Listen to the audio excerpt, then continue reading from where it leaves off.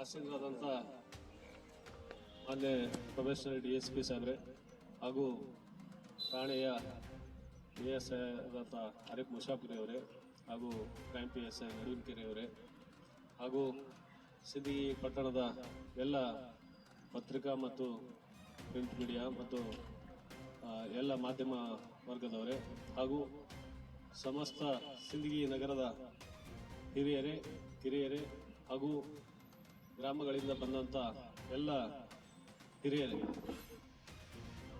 ಏನು ಇಲಾಖೆ ಒಂದು ಸುತ್ತೋಲೆ ನಮಗೆ ಕೊಡುತ್ತದೆ. ಹೋಳಿ ಮತ್ತು ಈ ರಂಜಾನ್ ಹಬ್ಬದಲ್ಲಿ ಹೆಚ್ಚು ಕಡಿಮೆ ಹೋಳಿ ಹಬ್ಬ ಮತ್ತು ರಂಜಾನ್ ಹಬ್ಬ ಪ್ರತಿ ವರ್ಷ ಜೊತೆಗೆ ಬರ್ತಾವೆ. ಅದೇ ರೀತಿ ಈ ವರ್ಷ ಬಂದಿರೋದ್ರಿಂದ ಸುಮಾರು ಹಲವಾರು ಇಲಾಖೆ ಪರವಾಗಿ ಹಲವಾರು ಸುತ್ತೋಲೆಗಳು, ಯಾಕಂದ್ರೆ ಯಾವುದೇ ರೀತಿಯ ಅನಾಹುತಗಳು ಮತ್ತೆ ಸಮಾಜಘಾತಕ ಶಕ್ತಿಗಳಿಂದ ಸಮಾಜದಲ್ಲಿ ಒಂದು ಶಾಂತಿ ಅಶಾಂತಿಯನ್ನು ಹೊರಡಿಸುವಂತ ಆಗಬಾರ್ದು ಅನ್ನೋ ಉದ್ದೇಶಕ್ಕಾಗಿ ಇಲಾಖೆ ಹಲವಾರು ಮುನ್ನೆಚ್ಚರಿಕೆ ಕಾರ್ಯಕ್ರಮಗಳನ್ನು ಮಾಡುವುದರ ಮೂಲಕ ಈ ತರ ತಮ್ಮನ್ನು ಎಲ್ಲರೂ ಕರೆಸಿ ಅಂತ ಅಹಿತಕರ ಘಟನೆಗಳು ಯಾವುದಾದ್ರೂ ತಮ್ಮ ಗಮನಕ್ಕೆ ಬಂದ್ರೆ ಇಲಾಖೆಯ ಗಮನಕ್ಕೆ ತರಲಿ ಅನ್ನುವ ಉದ್ದೇಶಕ್ಕಾಗಿ ಏನು ತಮಗೆ ಎಲ್ಲ ಕರೆಸಿ ಒಂದು ಸುತ್ತೋಲೆ ಹೇಳುವುದರ ಮೂಲಕ ಒಂದು ಅಹಿತಕರ ಘಟನೆ ಆಗಬಾರ್ದು ಅಂತ ಹೇಳ್ಬಿಟ್ಟು ನಾವೇನು ಹಮ್ಮಿಕೊಳ್ತೀವಲ್ಲ ಆ ಒಂದು ಈ ಒಂದು ಕಾರ್ಯಕ್ರಮ ಯಾವುದೇ ರೀತಿಯಿಂದ ಈ ರಂಜಾನ್ ಮತ್ತು ಹೋಳಿ ಹಬ್ಬದಲ್ಲಿ ಈ ತರ ಘಟನೆಗಳು ಆಗಲಿಲ್ಲ ಅಂದ್ರೆ ಈ ಒಂದು ಸಭೆ ಮತ್ತೆ ತಮ್ಮೆಲ್ಲರನ್ನು ಕರೆಸಿ ಮಾಡಿದಕ್ಕೆ ಒಂದು ಅರ್ಥ ಇರ್ತದೆ. ಇಷ್ಟೆಲ್ಲ ಆದ್ಮೇಲೂ ಎಲ್ಲೋ ಒಂದು ಸಣ್ಣ ಯಾರೋ ಒಬ್ಬ ಕಿಡಿಗೇಡಿ ಏನೋ ಒಂದು ಸಣ್ಣದು ಇದು ಮಾಡ್ದ, ಅಂತ ಸಂದರ್ಭದಲ್ಲಿ ನೀವೆಲ್ಲರೂ ಇರ್ತಿರ್ಲ, ಹಿರಿಯರು ಮತ್ತೆ ಏನು ಆರ್ಗನೈಸ್ಡ್ ಇರ್ತಿರಲ್ಲ, ನೀವು ಅಲ್ಲಿ ಮಟ್ಟಕ್ಕೆ ಅದನ್ನ ತಿಳಿ ಹೇಳಿ ಅದನ್ನು ವಾತಾವರಣ ಕ್ಲಿಯರ್ ಮಾಡಬೇಕು.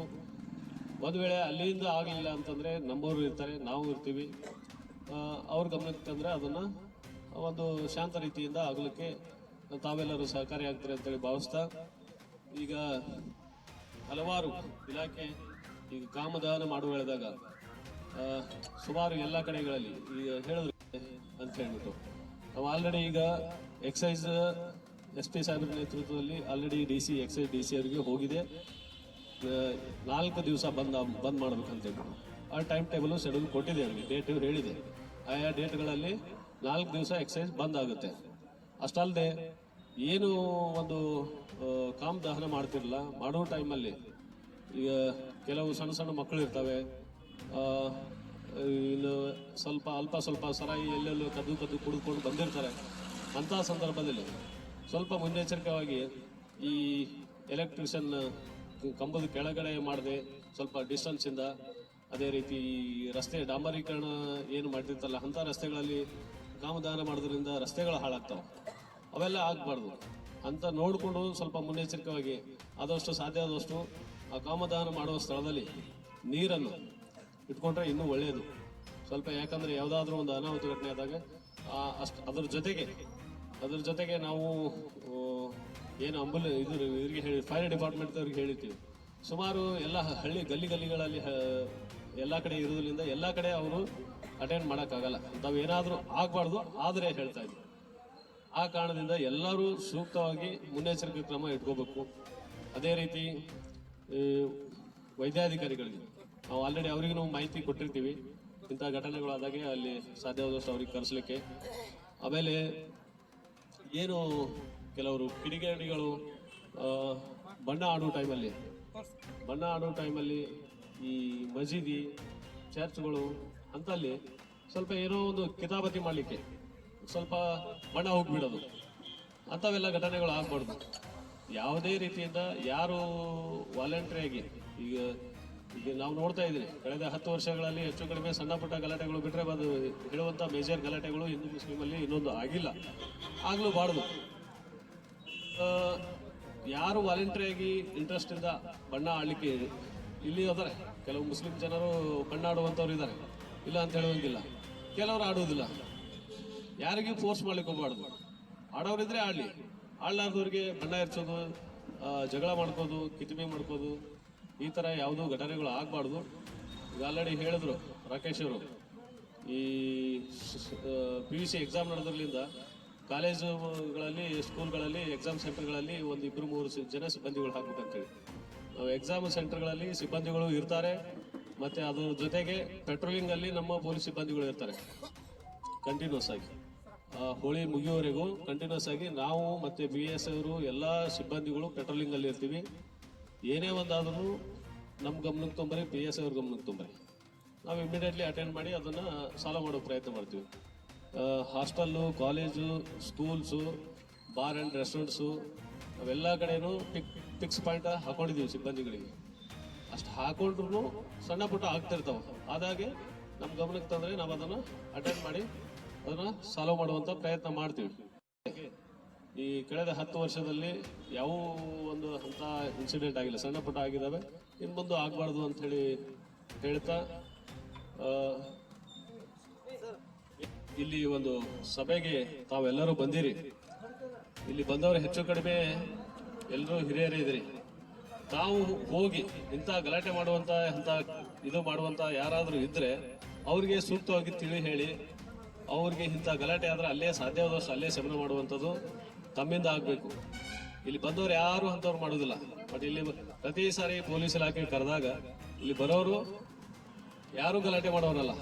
ಪ್ರತಿ ಸಾರಿ ಬರೋರೇ ಬಂದಿರ್ತಾರೆ, ಮತ್ತೆ ಅಲ್ಲಿ ಗಲಾಟೆ ಮಾಡೋರೇ ಬೇರೆ ಇರ್ತಾರೆ. ದಯವಿಟ್ಟು ಈ ಜವಾಬ್ದಾರಿ ನಮ್ದು ಎಷ್ಟಿದೆಯಲ್ಲ, ನಿಮ್ಮದು ಅಷ್ಟೇ ಇದೆ. ದಯವಿಟ್ಟು ಅಂಥವ್ರು ಯಾರಾದರೂ ಕಂಡ್ರೆ ನೀವು ಅಲ್ಲಿ ಲೆವೆಲ್ದಾಗೆ ಅವ್ರಿಗೆ ತಿಳಿಸಿ ಹೇಳಿ ಸಮಾಧಾನ ಮಾಡಿಸಿ, ಆ ಒಂದು ಅಶಾಂತಿ ಆಗಲಾರ್ದಂಗೆ ನೋಡ್ಕೊಂಡ್ರೆ ತಾವು ಇಲ್ಲಿ ಬಂದು ನಾವು ಹೇಳಿದ್ದಕ್ಕೆ ಕೇಳಿದ್ದಕ್ಕೆ ಒಂದು ಅರ್ಥ ಗೌರವ ಇರ್ತದೆ ಅಂತ ಹೇಳಿ ಭಾವಿಸ್ತಾ, ಸುಮ್ಮನೆ ಉದ್ದೇಶಪೂರ್ವಕವಾಗಿ ಬಣ್ಣ ಎರಚೋದಂಥದ್ದು ಅಥವಾ ಇನ್ನೊಂದು ಮಾಡುವಂಥದ್ದು ಕಿಡಿಗೇಡಿಗಳು ಮಾಡ್ತಿರ್ತಾರೆ. ಎಲ್ಲರೂ ಅಲ್ಲ, ಕೆಲವು ಕಿಡಿಗೇಡಿಗಳು ಸುಮ್ಮನೆ ಎಲ್ಲರೂ ಗುಂಪು ಕೂಡಿ ಹೋಗ್ಬೇಕಾದ್ರೆ ಒಬ್ಬೊಬ್ಬರಿದ್ದಾಗ ಮಾಡಲ್ಲ. ಸುಮ್ಮನೆ ಗುಂಪು ಕೂಡಿ ಒಂದು 5-6 ಜನ ಬೈಕ್ ತಗೊಂಡು ಹೋಗ್ಬೇಕಾದ್ರೆ ಒಬ್ಬ-ಇಬ್ರು ಸಿಕ್ಕರಂತಂದ್ರೆ ಸುಮ್ಮನೆ ಬಣ್ಣ ಎರಚೋದು ಅಥವಾ ಇನ್ನೊಂದು ಏನಾರ ಮಾಡೋದು ಮಾಡ್ತಿರ್ತಾರೆ. ಅಂಥವುಗಳನ್ನ ಸ್ವಲ್ಪ ಆದಷ್ಟು ನಾವು ಅವಾಯ್ಡ್ ಮಾಡ್ಬೇಕಾಗತ್ತೆ. ಮತ್ತೆ ಅಂಥವ್ರು ಯಾರಾದರೂ ಇದ್ದಲ್ಲಿ ಅಂಥವ್ರ ಬಗ್ಗೆ ತಮಗೆಲ್ಲರಿಗೂ ಗೊತ್ತೇ ಇರುತ್ತೆ. ಅವೇನು 100ಕ್ಕೆ 100ರಲ್ಲಿ ಒಂದು 5-6 ಹುಳುಗಳು ಅಂತ ಇರ್ತವೆ. ಅವ್ರು ಯಾರು ಅನ್ನೋದು ನಿಮಗೆ ಗೊತ್ತಿರುತ್ತೆ. ಅವ್ರ ಬಗ್ಗೆ ನಮಗೆ ಮುಂಚಿತವಾಗಿ ಹೇಳಿದ್ರೆ ನಾವು ಅಂಥವ್ರನ್ನ ಮುಂಚಿತವಾಗಿ ಕರೆದು ಏನ್ ಟೈಟ್ ಮಾಡಬೇಕು ಅದನ್ನು ಮಾಡ್ತೀವಿ. ಇದರ ಜೊತೆಯಲ್ಲಿ ನಮ್ಮ ಇಲಾಖೆಯಿಂದ ಸೋಷಿಯಲ್ ಮೀಡಿಯಾ ಮಾನಿಟರಿಂಗ್ ಸೆಲ್ ಅಂತೇಳಿ SP ಸಾಹೇಬರ ಒಂದು ಮಾರ್ಗದರ್ಶನದಲ್ಲಿ ಪ್ರತಿಯೊಂದು ಪೊಲೀಸ್ ಠಾಣೆಯಿಂದ ಸೋಷಿಯಲ್ ಮೀಡಿಯಾದಲ್ಲಿ ಯಾರು ಈ ಉದ್ದಟತನದ ಹೇಳಿಕೆಗಳನ್ನು ಹಾಕುವಂಥದ್ದು ಅಥವಾ ಕೋಮು ಸೌಹಾರ್ದತೆಯನ್ನ ಕದಡುವಂತ ಪೋಸ್ಟ್ಗಳನ್ನು ಮಾಡುವಂತರ ವಿರುದ್ಧ ನಾವು ಹದ್ದಿನ ಕಣ್ಣನ್ನು ಇಟ್ಕೊಂಡು ಕಾಯ್ತಾ ಇದ್ದೀವಿ. ಇದೆಲ್ಲರ ತಮ್ಮ ಗಮನಕ್ಕಿರಲಿ. ಯಾರಾದರೂ ದುಷ್ಟಶಕ್ತಿಗಳು, ಕೆಟ್ಟ ಹುಳುಗಳು ನಾವು ಮಾಡಿದ್ದು ನಡೆಯುತ್ತೆ ಅಂತೇಳಿ ಅನ್ಕೊಂಡು ತಮಗೆ ತಿಳಿಲಾರದೆ ಅದ ಬೆಕ್ಕು ಕಣ್ಣು ಮುಚ್ಚಿ ಹಾಲು ಕುಡಿತದೆ ಅಲ್ಲ ಆ ತರ ಅಂತೇಳಿ ಅನ್ಕೊಂಡ್ರೆ ಅಂತವರು ತಪ್ಪು ಕಲ್ಪನೆಯಲ್ಲಿದ್ದೀರಿ. ಪ್ರೋಆಕ್ಟಿವ್ ಆಗಿ ಪೊಲೀಸ್ ಇಲಾಖೆಯಲ್ಲಿ ಪ್ರೋಆಕ್ಟಿವ್ ಆಗಿ ನಾವು ಕೆಲಸ ಮಾಡುವಂಥದ್ದನ್ನ ನಾವು ಶುರು ಮಾಡಿದ್ದೀವಿ.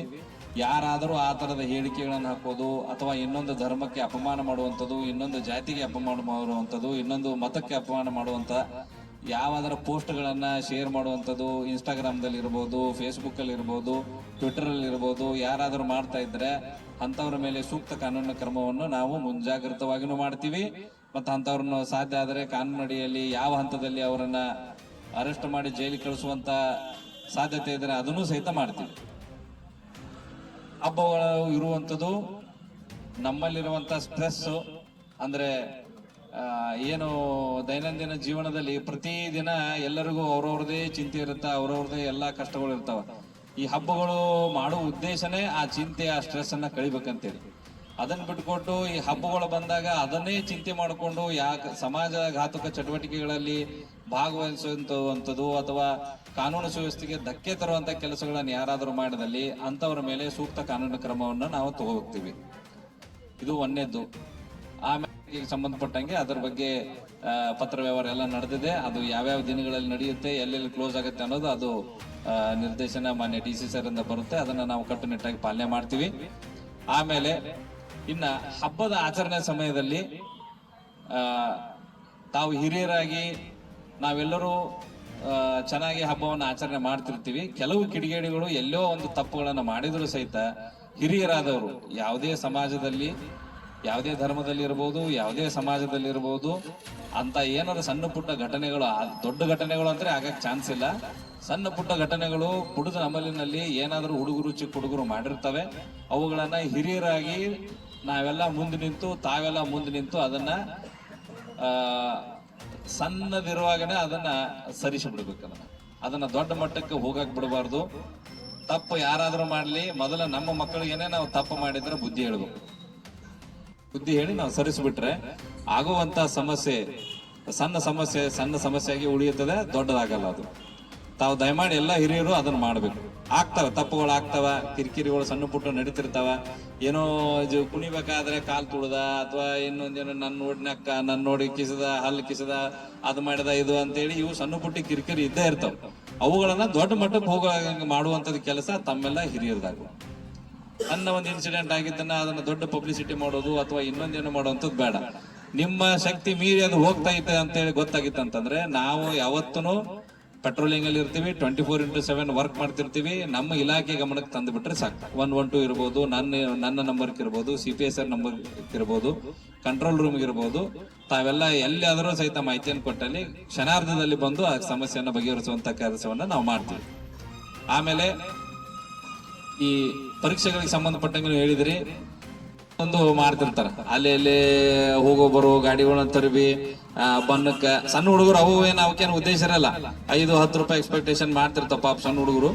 ಅಂತಾವ್ ಯಾರು ಸಹಿತ ಕಿಡಿಗೇಡಿಗಳು ಎಕ್ಸಾಮ್ಗೆ ಹೋಗೋ ಬರುವಂತ ಗಾಡಿಗಳನ್ನ ತಡೆಯೋದು ಅಥವಾ ಫ್ಯಾಮಿಲಿಗಳನ್ನ ಕರ್ಕೊಂಡು ಹೋಗುವಂತ ಗಾಡಿಗಳನ್ನ ತಡೆದು ಅವ್ರಿಗೆ ಕಿರಿಕಿರಿ ಮಾಡುವಂತದ್ದು ಎಲ್ಲಾದ್ರೂ ಗಮನಕ್ಕೆ ಬಂದಲ್ಲಿ ನಿಮ್ ಮುಲಾಜಿಲ್ಲ ಕೇಸ್ ರಿಜಿಸ್ಟರ್ ಮಾಡ್ತೀವಿ. ಅವ್ ಸಣ್ಣ ಹುಡುಗರು ಇರ್ಬೋದು, ದೊಡ್ಡವರು ಇರ್ಬೋದು, ಕಿತಾಪತಿ ಮಾಡುವಂತ ಇರ್ಬೋದು, ಸೌಜನ್ಯರು ಇರ್ಬೋದು, ಯಾರು ಬೇಕಾದವ್ರು ಇದ್ರು ತಪ್ಪು ಮಾಡಿದಂತೇಳಿ ಎಲ್ಲಾದ್ರೂ ನಮ್ಮ ಗಮನಕ್ಕೆ ಬಂದಲ್ಲಿ ಅದ ತರದ ವಿಡಿಯೋ ಎಲ್ಲಾದ್ರೂ ಸೋಷಿಯಲ್ ಮೀಡಿಯಾದಲ್ಲಿ ಬಂತಂತಂದ್ರೆ 100% ಕೇಸ್ ರಿಜಿಸ್ಟರ್ ಮಾಡ್ತೀವಿ. ಅಂತವ್ರಿಗೆ ಏನ್ ಕಾನೂನು ಕ್ರಮ ತಗೋಬೇಕು ಅದನ್ನು ತಗೋತೀವಿ. ಒಟ್ಟಲ್ಲಿ ನಾವ್ ಹೇಳ್ತಿರುವಂತದ್ದು, ಹಬ್ಬದ ಆಚರಣೆ ಸುಖಕರವಾಗಿರಲಿ, ಶಾಂತಿಯಿಂದ ಇರಲಿ. ಹಬ್ಬ ಆಚರಣೆ ಮಾಡುವಂತ ಸಮಯದಲ್ಲಿ ಈ ದುಷ್ಕೃತ್ಯಗಳನ್ನ ಮಾಡಿ ಸಮಾಜದ ಸ್ವಾಸ್ಥ್ಯವನ್ನ ಹದಗೆಡಿಸುವಂತ ಕೆಲಸವನ್ನು ಯಾರಾದರೂ ಮಾಡಿದಲ್ಲಿ ಅಂತವರನ್ನ ಪೊಲೀಸ್ ಇಲಾಖೆ ಅಷ್ಟು ಸರಳವಾಗಿ ಬಿಡುವುದಿಲ್ಲ. ನಾವೆಲ್ಲ ಏನದು ಕಟ್ಟುನಿಟ್ಟಾಗಿ ಕಾನೂನ ಪಾಲನೆ ಮಾಡ್ಬೇಕಂತಾನೆ ನಿಂತಿದೀವಿ. ಅಂತವುಗಳನ್ನು ಯಾರು ಅಂತ ದುಸ್ಸಾಹಸನ ಮಾಡಕ್ ಹೋಗ್ಬಾರ್ದು. ಶಾಂತ ರೀತಿಯಿಂದ ಹಬ್ಬವನ್ನು ಆಚರಣೆ ಮಾಡಿ, ಖುಷಿಯಿಂದ ನಿಮ್ಮ ಮನೆಗಳಲ್ಲಿ ಹಬ್ಬವನ್ನು ಆಚರಣೆ ಮಾಡಿ. ಈ ದೇಶ, ಈ ನಾಡು, ನಮ್ಮ ಸಿಂದಗಿ ತಾಲೂಕು, ನಾವು ಕೋಮು ಸೌಹಾರ್ದತೆಯಿಂದ ಇರ್ತೀವಿ. ನಾವೆಲ್ಲ ವಿವಿಧತೆಯಲ್ಲಿ ಏಕತೆಯನ್ನು ಹೊಂದಿದೀವಿ. ನಮ್ಮಲ್ಲಿ ಯಾವುದೇ ಭೇದ ಭಾವ ಇಲ್ಲ ಅಂತ ಸಾರುವಂತ ಸಮಯ ಅವಾಗ ದೇವರು ಕೊಟ್ಟಿರ್ತಾನೆ. ಯಾಕಂದ್ರೆ ಇತ್ತೀಚಿನ ದಿನಮಾನಗಳಲ್ಲಿ ಏನಾಗಿದೆ, ಒಬ್ಬರ ಮೇಲೆ ಸ್ವಲ್ಪ ಏನೋ ಒಂದು ತರ ನಂಬಿಕೆ ಕಡಿಮೆನೋ ಅಥವಾ ಏನೋ ಒಂದು ಆಗಿರ್ತವೆ. ಎಲ್ಲೋ ಒಂದು ಉತ್ತರ ಪ್ರದೇಶದಲ್ಲಿ ಆಗಿರುತ್ತೋ ಅಥವಾ ಎಲ್ಲೋ ಒಂದು ಯಾವ್ದೋ ಮೂಲೆಯಲ್ಲಿ ಆಗಿರಂತ ಘಟನೆಗಳನ್ನ ಇಲ್ಲೇ ನಮ್ಮ ಪಕ್ಕದಲ್ಲೇ ನಡೆದೈತೆ, ನಮ್ಮ ಬಾಜು ಮನೆಯನ್ನ ಮಾಡಿದಾನೆ ಅನ್ನೋ ಲೆಕ್ಕಕ್ಕ ಈ ಸೋಷಿಯಲ್ ಮೀಡಿಯಾಗಳಲ್ಲೆಲ್ಲ ಹಬ್ಬಿಸಿ ಅದನ್ನೊಂದ ರಾದ್ದಾಂತ ಮಾಡಿಟ್ಟಿರುವಂತ ವಿಚಾರಗಳು ತಮ್ಮೆಲ್ಲ ಗಮನಕ್ಕೆ ಇದ್ದೇ ಇರ್ತವೆ. ಆದ್ರೆ ನೀವು ಸೂಕ್ಷ್ಮವಾಗಿ ವಿಚಾರ ನೋಡಿದಾಗ ನಾವ್ ಯಾರೂ ಬದಲಾಗಿಲ್ಲ. ನಮ್ಮ ಅಕ್ಕಪಕ್ಕದ ಮನೆಯಲ್ಲಿ ಎಲ್ಲಾರು ಆಜು ಬಾಜುದಲ್ಲಿ ನಾವು ಒಂದೇ ಸಮಾಜದವ್ರು ಇರೋಲ್ಲ, ಎಲ್ಲರ ಜೊತೆ ಬೆರಿತೀವಿ, ಎಲ್ಲರ ಜೊತೆನೂ ಓಡಾಡ್ತೀವಿ. ಎಲ್ಲಾ ಧರ್ಮದ ಸ್ನೇಹಿತರು ನಮಗಿರ್ತಾರ. ಅವ್ರು ಇಲ್ಲದ ನಮ್ಮ ಜೀವನ ನಡೆದಲ್ಲ ಅನ್ನೋದು ನಾವು ತಿಳ್ಕೊಂಡಾಗ ಇವ್ ಯಾವುದೂ ಪ್ರಾಬ್ಲಮ್ಗಳು ಬರಲ್ಲ. ಅದಕ್ಕೆ ದಯಮಾಡಿ ಈ ಒಂದು ಅವಕಾಶ ಬಂದಿದ, ಯಾವಾಗ ಈಗ ಹೋಳಿ ಹುಣ್ಣಿಮೆ ಮತ್ತು ರಂಜಾನ್ ಹಬ್ಬ ಎರಡು ಕೂಡಿ ಬಂದಿದಾವಲ್ಲ, ಇದು ನಮ್ಮಲ್ಲಿರುವಂತ ಕೋಮು ಸೌಹಾರ್ದತೆಯನ್ನ, ಸಹೋದರತೆಯನ್ನ ಸಾರುವಂತ, ನಾವು ಎಷ್ಟು ಬಾಂಧವ್ಯದಿಂದ ಇದೀವಿ ಅನ್ನೋದನ್ನ ತೋರಿಸುವಂತ ಒಂದು ಅವಕಾಶ ನಮಗೆ ದೇವರು ಮಾಡಿಕೊಟ್ಟಿದ್ದಾನೆ. ಅದನ್ನ ನಾವು ಅಷ್ಟೇ ಸೌಹಾರ್ದತೆಯಿಂದ ಇರುವಂತ ಪ್ರಯತ್ನವನ್ನು ಮಾಡೋಣ. ಎಲ್ಲಾ ಹಬ್ಬಗಳನ್ನ ಶಾಂತಿಯಿಂದ, ಸೌಹಾರ್ದತೆಯಿಂದ ಆಚರಣೆ ಮಾಡೋಣ ಅಂತ ಹೇಳಿ